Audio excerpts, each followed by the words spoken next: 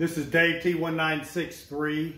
This is going to be the first part of this series of using trail cameras and how I go about some of the techniques and strategies that I use for them. I get that question a lot, how am I using my Browning trail cameras to go and scout a piece of ground? And to be honest with you, there's not one single right answer. There's multiple techniques and even different reasons for why I would set a trail camera out.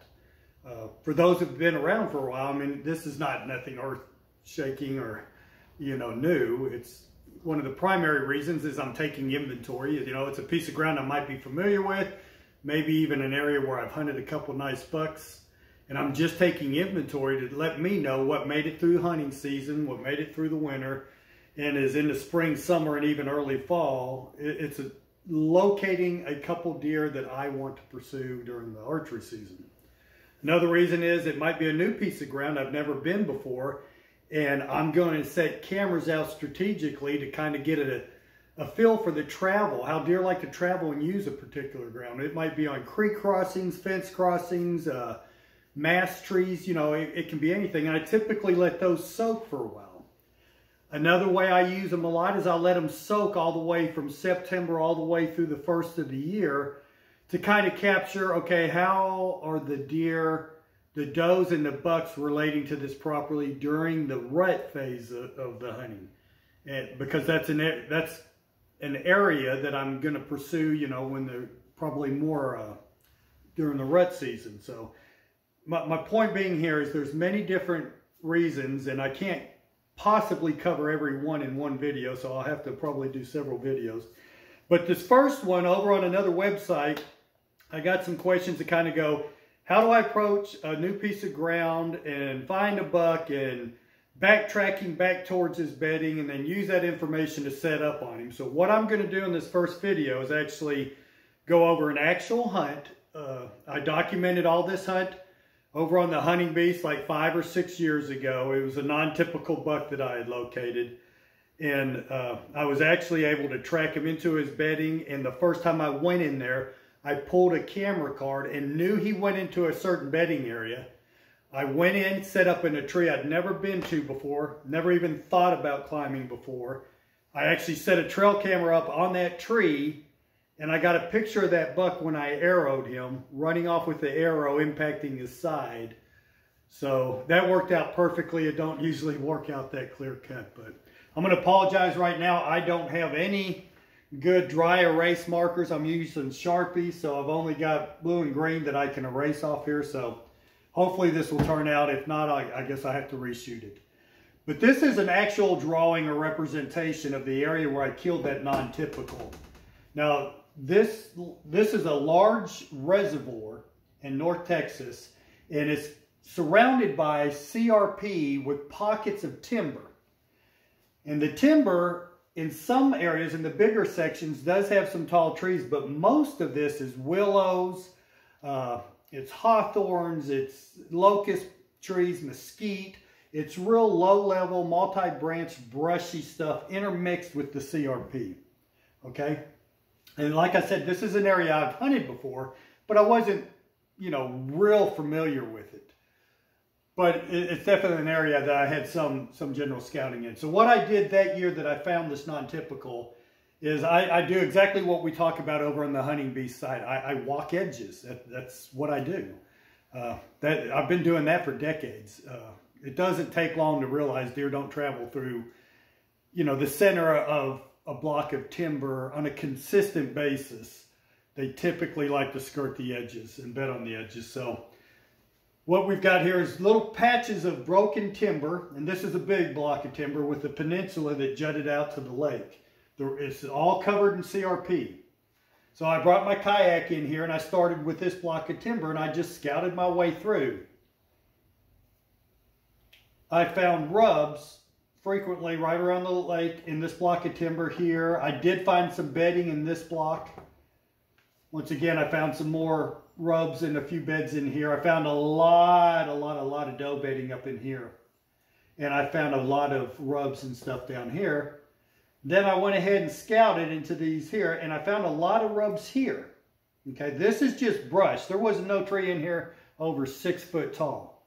Okay, so I scouted all the way around and I found scattered sign here.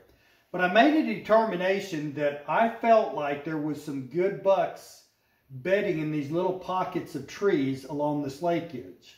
Okay, so what I didn't want to be too invasive in this area, is I came in here in the spring and I set a mineral lick right here.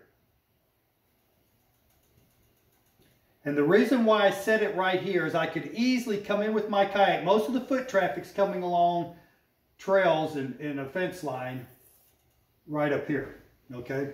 And the pressure comes down into the woods lot, typically like that.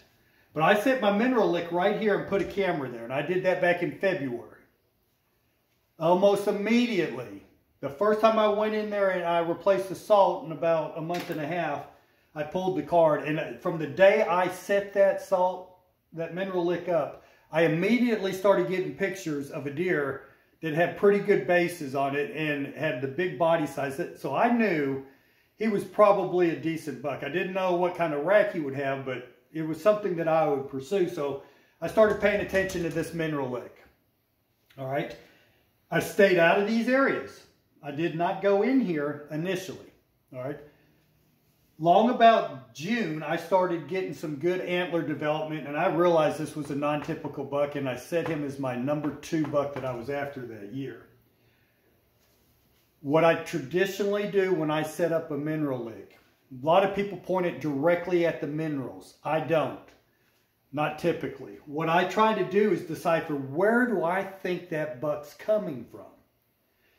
And so I had a lot of pictures in the early afternoon of him coming in from this direction.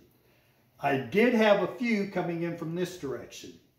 So what I did at that point is I then took two more cameras, and I set one here and I set one right here. And what I started, and I checked that every week. And what I was trying to do is develop a pattern for which way this buck was coming. And what I was able to decipher from that, occasionally he came from this direction. But probably 75% of the time he was coming in the evenings this way, and he was going in the mornings that way. So that gave me an indication he might be bedding here or here or here or here or here. So from that point on, about every 2 weeks, what I kept doing is resetting cameras on the very outskirt where I could easily come in with my kayak and check these cameras.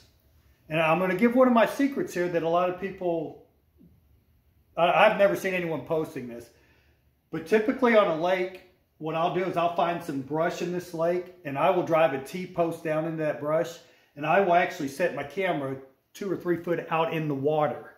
Okay, because everyone's looking in trees for your cameras. So that's just one tip on how you can place a camera that avoids a lot of scrutiny. And you can camouflage it with some cattail reeds and stuff like that. So, but I was checking these cameras every 2 weeks, and sure enough, I was getting hits of that buck, not only stopping in these areas, but he was passing through that. So I was able to determine at that time, he was probably bedding close to this doe bedding area, okay? Now, like I said, during my scouting, I scouted all this, and I'd found some pretty decent, what I thought were buck beds down here and a few right in here. So what I determined at that point is that I was going to set a camera right here. I pulled all the rest of my cameras and stayed out. I set that camera, and I did not check it one single time because I really felt like that buck was going to be bedding here. With the wind direction coming like that, he would come in and work that routine. Okay? So I set that camera and I left it. Never checked it again.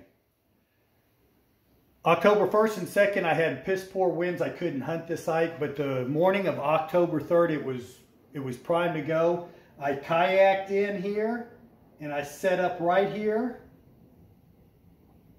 with the wind blowing like this. Blowing back up that way. Okay, that morning, right before daylight, I heard a large-bodied deer come into the water and get a drink, and then skirt this edge and cut through the woods, and that's all I could hear. I thought maybe he bedded down there. Okay, so I stopped.